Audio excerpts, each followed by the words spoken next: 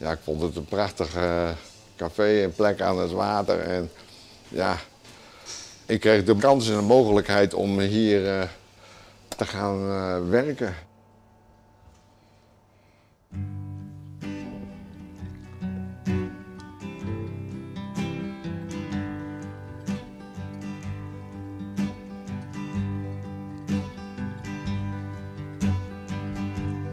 If you're traveling to the North Country Fair. Ja, ik ben op mijn 12e jaar ben ik naar Langmeer gekomen en ben ik op een gegeven moment zeilinstructeur geworden.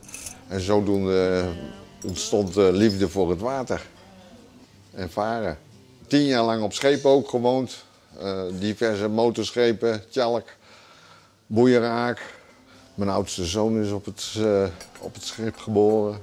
Hoe komt een man die zijn liefde had voor het water, hoe komt hij in een café? Ja, ik leerde op mijn 48e Carla kennen. Dat is mijn partner sinds 21 jaar en die kwam uit de horecawereld in Amsterdam. En dan wil je samen toch wat gaan doen. En ik denk, nou ja, dat gaan we dan maar eens even doen. We doen het 16 jaar en we hebben het nou 12 jaar geleden gekocht. Ja, hallo met Max. Ein Tisch. 4 personen. Kunnen jou het uitzicht eens omschreeuwen? 4 personen. Ja, scootjes, viskotters, Hagebrandstraat, Skipke. Ja, het is allemaal aan het Elfstedentochtwater. Het is een beetje, klein beetje kwelling, zeg maar, om hier, dan als je zo dol bent op water, om hier te staan. Ja. For she once was a true love of mine. See for me that her hair's hanging down. It curls and falls all down her Alsjeblieft, Jos. See for me that her hair... Maar jij bent lekker aan het varen geweest met je bootje. Tweede week naar Lemmer.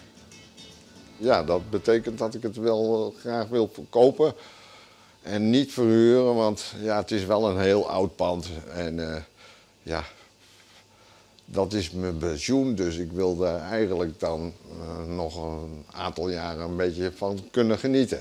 Dan ga ik eerst een bootje aanschaffen, want dat heb ik op het ogenblik niet meer.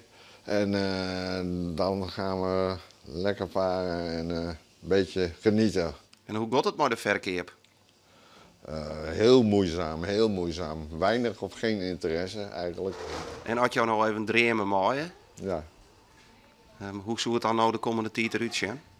Dan hoop ik dat we een leuk jong stel mensen kunnen vinden, eventueel die dit in ieder geval zouden willen overnemen. En anders dan wordt het een moeilijke zaak. Dan wordt het waarschijnlijk in de toekomst verkocht als een woonhuis.